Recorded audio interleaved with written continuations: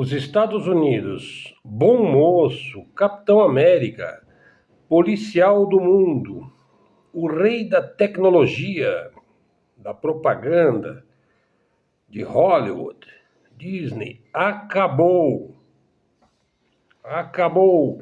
É um mundo no seu ocaso. O que temos hoje é um alien ressentido, irresponsável, vingativo. Nessas circunstâncias, fornecer terras raras equivale a alimentar najas embaixo da cama. Os Estados Unidos querem os metais essenciais para exterminar criancinhas na faixa de Gaza, para roubar petróleo na Síria, usando um agente da Al-Qaeda, lá, o Julani, para invadir a Venezuela, para roubar petróleo, evidentemente, para amedrontar todo mundo ao mesmo tempo.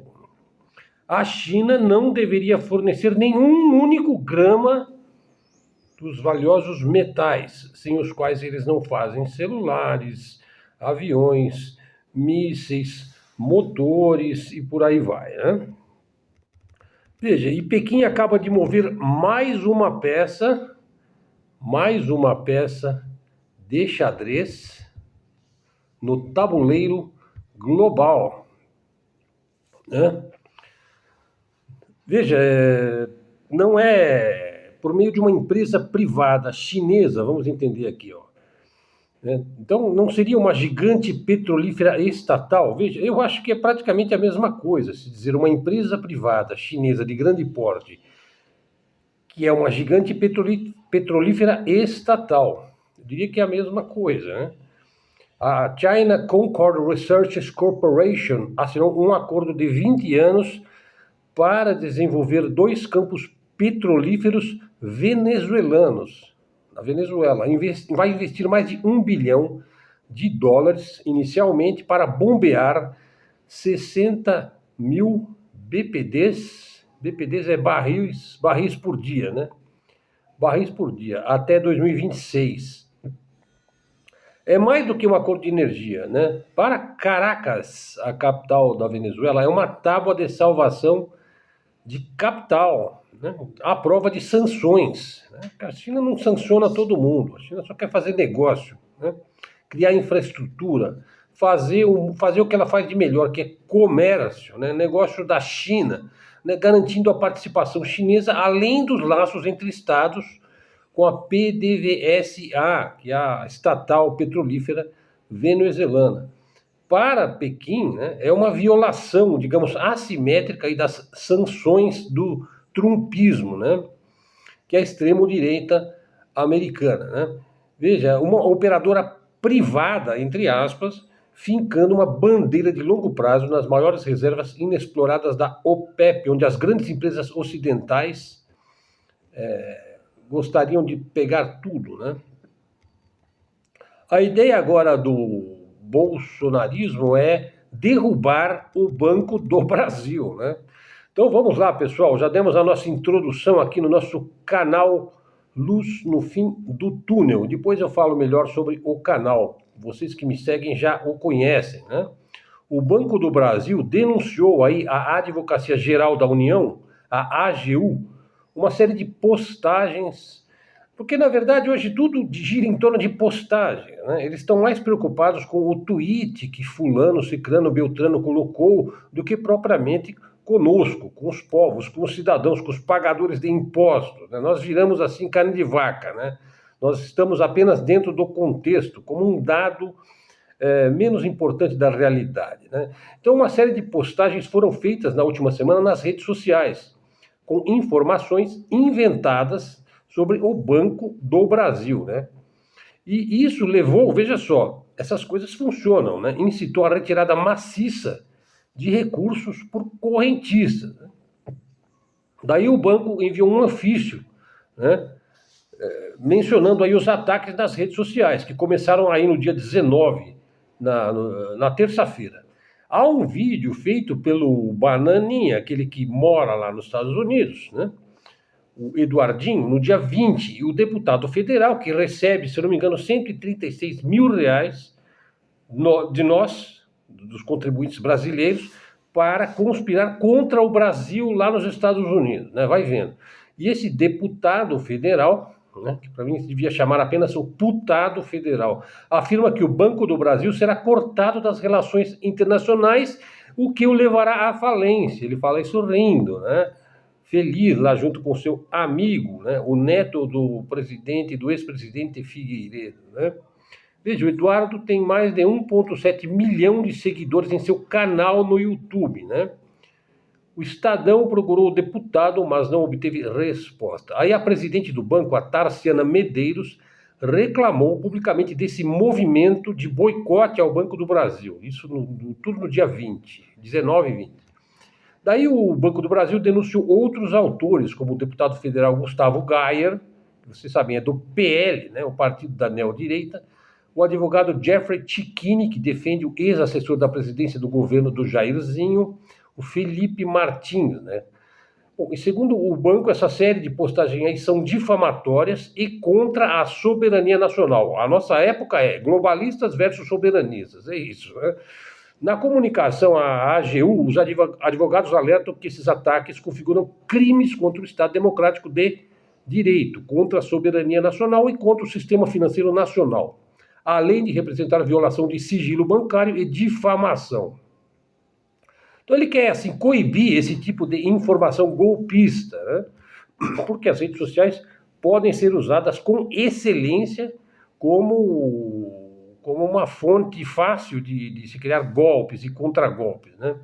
As postagens foram feitas no X, no antigo Twitter, no Instagram e no Threads, e vídeos no YouTube. Então a nova estratégia, veja, eu acho que já é uma estratégia velha, né, que começou a ser usado lá em 2013, um pouco antes até.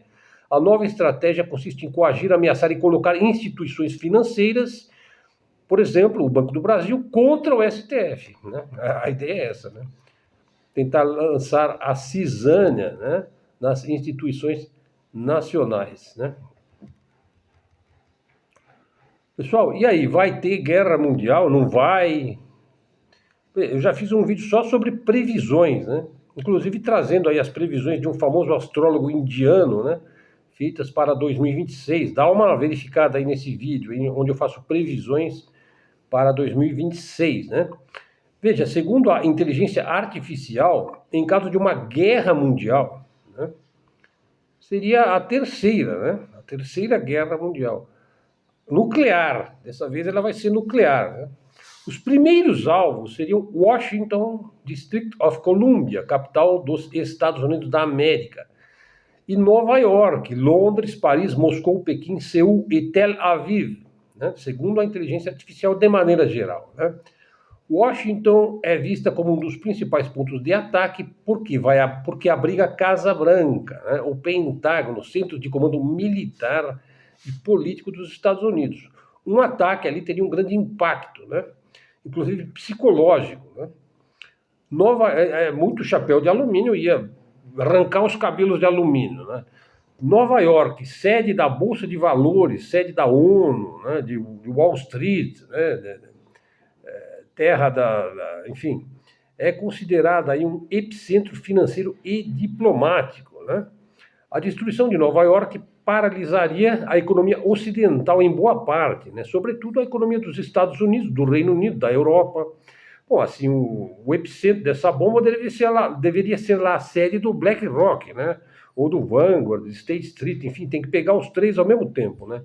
Londres e Paris seriam os principais alvos europeus, pelo papel estratégico na OTAN e por serem potências nucleares, né? Isso aí precisa anular antes, né? Moscou e Pequim representam o núcleo de poder da Rússia e da China. Veja, são os rivais diretos do Ocidente, por quem o Ocidente nutre o maior rancor possível. Um ataque aos principais rivais tem um caráter ofensivo aí, né? Por que não dizer também preventivo, né? Seul, né, pela proximidade com a Coreia do Norte, que naturalmente estaria ao lado de China, Rússia, Irã, talvez o Brasil, né, o sul global, né, e Seul tem laços com os Estados Unidos. Veja, ela seria vulnerável em um conflito asiático. Poderia ser Tóquio também, né? Tel Aviv, epicentro econômico e tecnológico de Israel, né, segue em posição de risco. Ali está sempre em risco, né, devido às tensões advindas do projeto supremacista sionista, né, que assim seria eliminado da face da terra. Né, quer dizer que uma guerra mundial seria algo medonho, mas também traria alguns benefícios. Né? Bom, aí já disse uma amiga minha lá do Facebook, Washington, New York, a City de Londres e Tel Aviv já estaria de bom tamanho, né? Bom, será que se fosse assim tão previsível, né? Veja, os Estados Unidos, então, voltando aqui ao tema inicial do nosso vídeo, né? O bom moço se tornou um vilão, né? Veja, é um país sionista, de extremo direita, com pretensões históricas de submeter o mundo todo. Os Estados Unidos foi um grande líder industrial, tecnológico, cultural, financeiro, mas começou um caminho sem volta, né? Veja, quem manda nesse país hoje é o Donald Trump? Eu acho que quem manda é no Trump, né? As três bigs aí, a Big Data, quer dizer, o pessoal lá do Vale do Silício, né? O Sam Altman, né? O Peter Thiel, bom, o Elon Musk, assim, agora está meio quieto, né? Depois que ele brigou com o loirão, né? A Big Arma, né? A Raytheon, a Lockheed, a Norton, a Northrop, a Boeing, né? O pessoal do Pentágono, né? E as Big Finanças aí, né? Os BlackRock, Fidelity, State Street, Vanguard, Fundos Morgan. Veja, agora eles acabam de aprovar mais uma isenção de impostos para os super ricos. Mas foi para isso que eles colocaram o Trump lá, pessoal. Né? E aí, enquanto taxam o seu próprio povo com os tarifaços. Né? A encruzilhada está cada vez mais próxima para os Yankees, né? Veja aí, vamos lá, pessoal. Mais uma aqui, ó. O Tribunal de Gaza pede intervenção armada. Existe um Tribunal de Gaza, impede intervenção armada urgente para deter o genocídio perpetrado pelo Estado criminoso latrocida, mais conhecido como Israel. O Tribunal Internacional de Gaza é liderado por Richard Falk. Pediu, então, ele uma imediata intervenção armada internacional através da Assembleia Geral da ONU. Vamos ver, porque é muito difícil conseguir alguma coisa da ONU, né, que parece um mastodonte atolado num pântano, né, para deter o genocídio de Israel em Gaza, advertindo que o silêncio diante do genocídio equivale à cumplicidade, com o que eu concordo totalmente. O presidente do tribunal, veja só, Richard Falk é um judeu, né, um emérito professor judeu-americano de direito internacional na Universidade de Princeton, é aquela mesma onde o Einstein trabalhou, né? E ex-relator especial da ONU sobre direitos humanos nos territórios palestinos. Ele apelou aí aos governos para contornarem o Conselho de Segurança da ONU, porque esse Conselho de Segurança da ONU sempre é boicotado pelos mesmos de sempre, ou seja, pelos Estados Unidos e a própria Israel. E precisa autorizar aí a intervenção por meio da Assembleia Geral, né? O Tribunal de Gaza instou aí uma intervenção armada internacional para interromper a fase mais letal do genocídio de Israel em Gaza, alertando que a inação equivaleria a um fracasso histórico da humanidade, com o que eu concordo totalmente. O que é o Tribunal de Gaza? O Tribunal de Gaza foi lançado em Londres em 2024, ano passado, no final do ano passado, em novembro de 2024, por 100 acadêmicos, aí, mais ou menos 100, de defensores de direitos humanos, líderes da sociedade civil, citando aí o fracasso total da comunidade internacional em aplicar o direito internacional em Gaza. Só para constar, hein? Os Estados Unidos, que é tão capaz, né, de gerar genocídios no meio do Oriente Médio, sequer tem o trem-bala, né?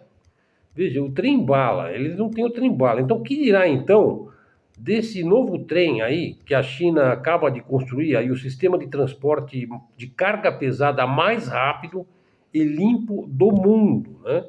Quer dizer, um sistema aí de carga de levitação magnética. Ele levita, né? Não encosta, né, no chão, no trilho, né? E que pode transportar cargas de 50 toneladas a 620 km por hora. É um pouquinho mais do que os nossos oitentinha aí na Imigrantes, né? Aí os engenheiros chineses, que estão entre os melhores do mundo, revelaram aí um sistema de transporte que usa a levitação magnética, né? E que move cargas na velocidade de um avião, né? sem uma única gota de combustível. É tudo elétrico, né? Eletromagnético, né? Eletrônico. Projetado aí para a indústria pesada e o comércio internacional, opera sobre trilhos magnéticos supercondutores, né? Aí você tem um container de 50 toneladas desliza sem atrito, hein? A 620 por hora, né? Quer dizer, isso pode redefinir o transporte de longa distância, né? Então, na verdade, é um trem de carga, só que do século XXI, né? Não tem roda de aço, né? Ele usa os famosos ímãs supercondutores, as famosas terras raras, né? Resfriados a quase zero absoluto, né? E, se eu não me engano, agora eles estão desenvolvendo o mesmo sistema na temperatura ambiente, sem precisar resfriar. Isso vai criar campos magnéticos poderosos, fazem com que eles flutuem acima dos trilhos, eliminando o atrito, a resistência mecânica, né? Você não tem contato físico, né, das rodas do veículo com o próprio trilho, né? E não tem nenhum desgaste nas rodas, nos trilhos, quer dizer, uma eficiência energética muito grande. Além disso, ele tem painéis solares, bancos de baterias de alta capacidade. Quando ele freia, né, a frenagem, que se chama frenagem regenerativa, ele fornece energia elétrica à própria rede que o sustenta, né? Ou seja, toda vez que ele desacelera, ele recupera a energia, ele se autocarrega. Olha só. Bom, então, assim, é um sistema praticamente livre de problemas, né? Então, assim, é uma grande maravilha tecnológica, né? Está integrado, vai estar integrado com portos, com polos industriais, com infraestrutura sempre de logística, de transporte, de enviar mercadorias para o mundo, né? Bom, então, assim, tem um artigo bem grande, bem interessante, está lá no meu Facebook, quem quiser entra lá, né? Deus, Pátria e Família era o mote do Benito, né? Do Benito Mussolini, né? Bom, hoje em dia está mais para Israel, né? A sinagoga de Satanás, apátridas, né? Quer dizer, pessoas que estão vendendo o seu país no país de outro, no país do imperialista, do colonialista, e somente a minha família, hein? Isso daí virou isso hoje em dia, né? Quer dizer, está completamente desvirtuado, né? Não que fosse alguma coisa que prestasse, né, lá na época do Mussolini, né, mas era capaz de gerar grande politização da sociedade, né? Pessoal, olha que coisa interessante. Eu citei aí um filme lá chamado De Quem é a Culpa. É de uma cineasta chamada Dandara Ferreira, né?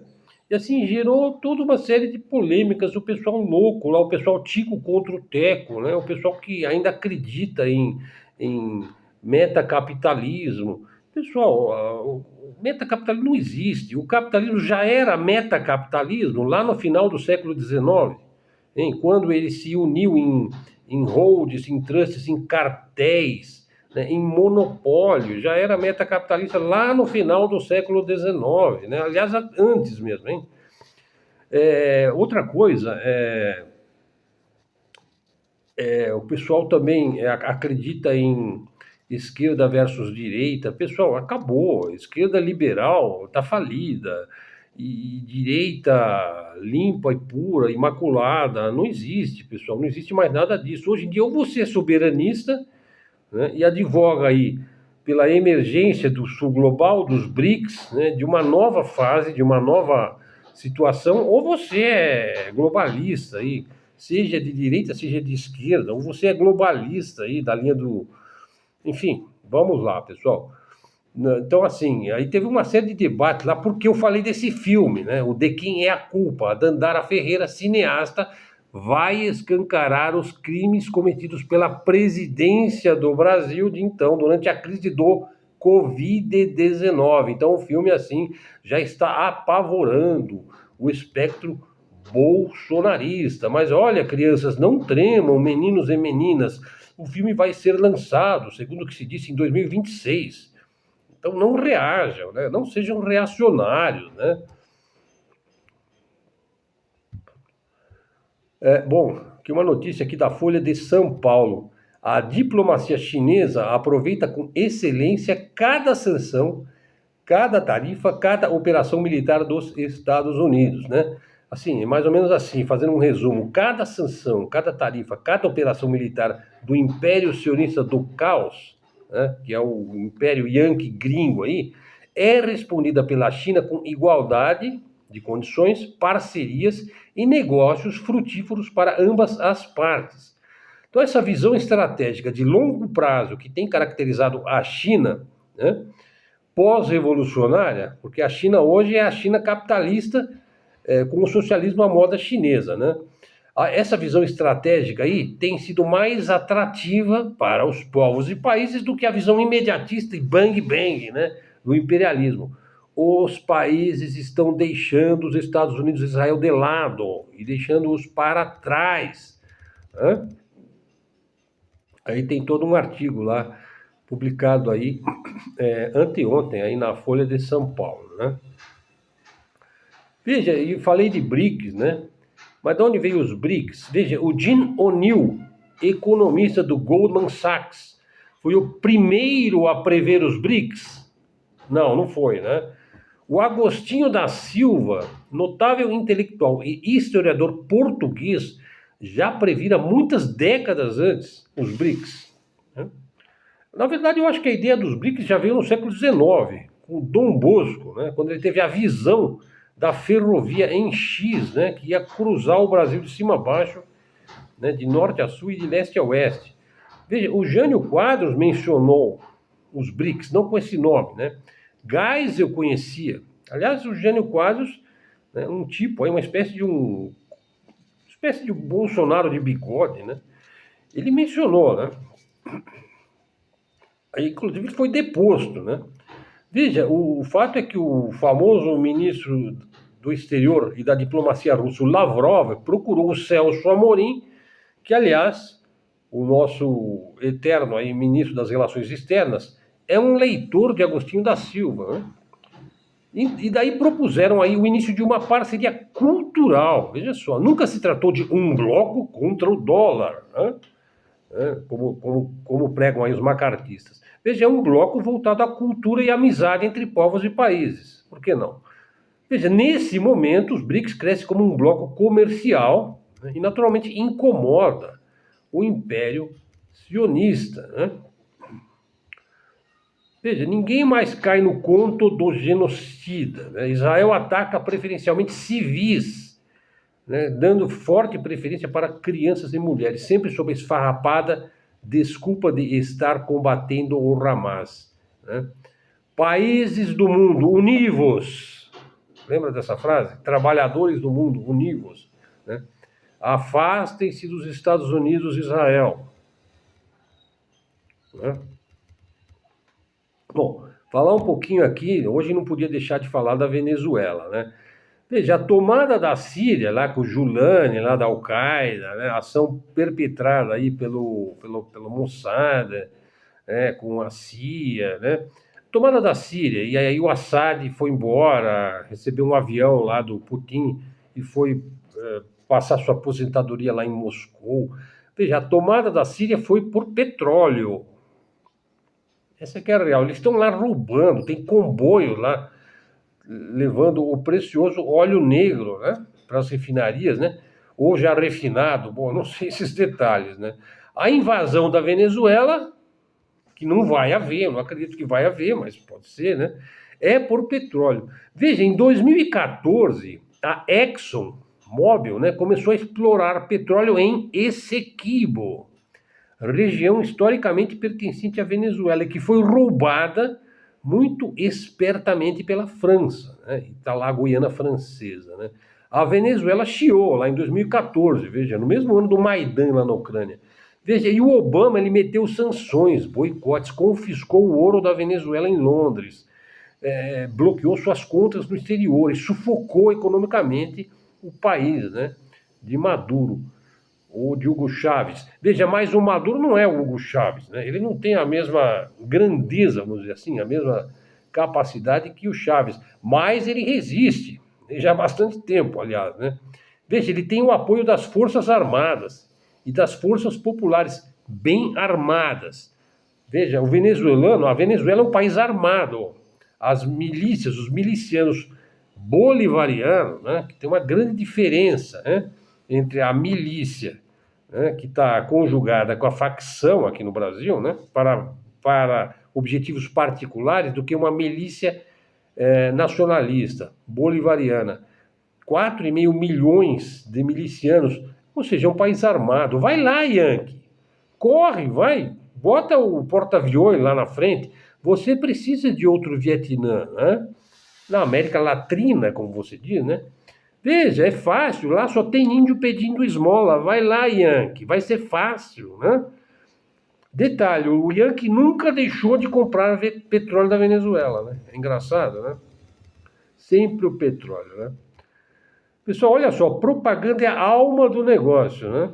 Em muitos casos, pode ser mesmo a ausência da alma, né? Veja o caso aí dos brasileiros que foram lutar pela liberdade na Ucrânia. Veja, são recrutados na internet. Ah, vão receber 30 mil reais por mês, né? Você vai ficar bem de vida, rico, né? Você vai receber treinamento, armas boas, suprimentos, fardas, granada, né? E vai voltar como um herói, né? Com dinheiro no bolso. Primeiro detalhe, o mercenário aí tem de ir pela própria conta, né? Os traficantes não vão te pagar a passagem de avião, né? E o maluco vai, a exemplo de outros malucos, né? Num nível mais ameno, vai. Por exemplo, aqueles que foram lá no dia 8 de janeiro de 2023, né? Que acreditaram no Campo da Sereia, né? Para salvar o Brasil do comunismo. Veja, é a mesma propaganda, né? Para salvar o Ocidente do comunismo, lá na Ucrânia. Eles falam a mesma coisa. O resultado é um brasileiro que se acreditava o Rambo, apesar que eu não sei que o mercenário é brasileiro, o mercenário não tem nacionalidade, né? Mas é um indivíduo que acredita que ele é o Rambo, né? Veja, ele vai estar perdido numa terra estranha e distante, convulsionada, sem treinamento. Quando ele chegar lá, ele vai ver, né? Não sabe falar a língua, né? Não tem apoio, né? Sem sequer recebe uma refeição. O cara tem que pagar do próprio bolso. E ele é colocado logo de cara, né, no fronte de guerra, para vencer a força militar mais formidável da Terra. Finalmente ele se dá conta, quer dizer, ele sequer vai poder se dar conta disso, de que ele é um número. Isso se ele for contado em uma estatística. Deu para entender? Não vive, não ganha e não volta. E outra, os russos não costumam fazer mercenários prisioneiros, hein? Tá? O projeto sionista da Grande Israel é o mais criminoso e perverso dos tempos modernos, já superou o próprio Holocausto, hein? Quem quer que remotamente tenha alguma mínima simpatia por essa porcaria é cúmplice, seja por ignorância, seja por maldade mesmo, né? Ah, e aí surgiu essa discussão aí se religião, se seita, se igrejas evangélicas, pentecostais, neopentecostais, neoevangélicas precisam pagar impostos? É claro que precisa. Veja, então eu estou defendendo impostos? Não, na verdade, assim, eu sempre defendi que as classes baixas não deveriam pagar imposto algum. A classe média deveria pagar algum imposto, a classe rica deveria pagar imposto, sim, 50%, e a classe super rica deveria pagar 90% de imposto, como era, aliás, lá, quando os Estados Unidos se tornou os Estados Unidos, era assim, né?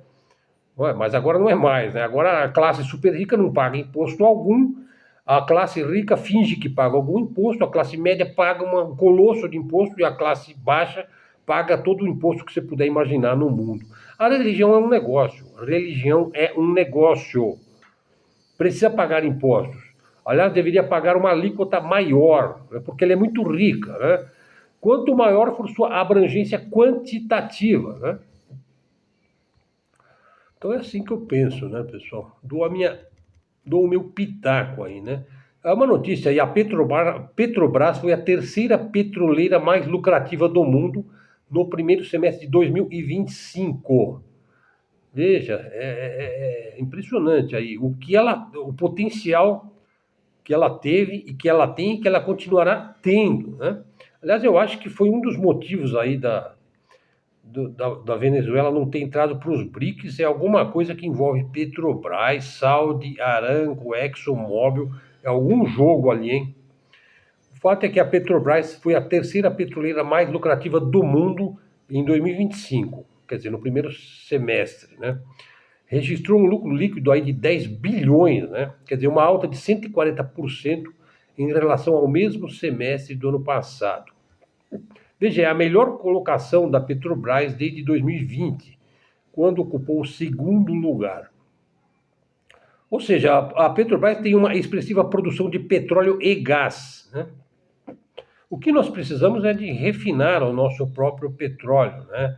E reverter os lucros para benefícios sociais, para criar infraestrutura, para investir na população, para termos mão de obra qualificada, para melhorar o ensino público gratuito, para fazer com que as crianças saibam ler e escrever perfeitamente, né? Para ter um ensino técnico de alto nível, de alto padrão, né? Bom, há muita coisa a se fazer, né? Muita coisa. Aí um artigo principal aqui, pessoal, já no final, né? Veja, assim, bom, acho que hoje já está de bom tamanho, né? Lembrando, pessoal, para terminar, defender Israel significa defender genocídio. Vamos fortalecer a resistência ao Estado sionista, ao globalismo, a esse mundo perverso e a essas lideranças falidas, né? E agora os Estados Unidos prometem aí novamente uma taxa de 200% em cima da China, e o Trump diz que vai acabar com a China. Na verdade, ele está desesperado lá pelas terras raras. Bom, pessoal, é isso daí. Fizemos aqui o nosso vídeo, canal Luz no Fim do Túnel, canal da mídia alternativa, da mídia independente, canal de livre expressão e comunicação.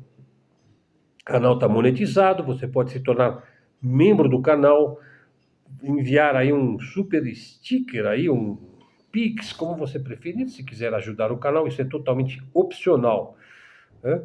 Faz um comentário, verifique se você está seguindo o canal Luz no Fim do Túnel. Se você gostar aí do nosso estilo de vídeo aqui, de live, é pré-gravado, né? Se você gostar do estilo, replique aí nas suas redes, compartilhe aí com seu amigo, com sua amiga, e vamos em frente, né, pessoal? Trazendo aqui notícias em primeira mão, do dia, da semana, do mês, do ano, da época, né? E vamos em frente. Foi seu interlocutor Helder Araújo que se despede aqui, agradecido pela sua atenção. Até a próxima!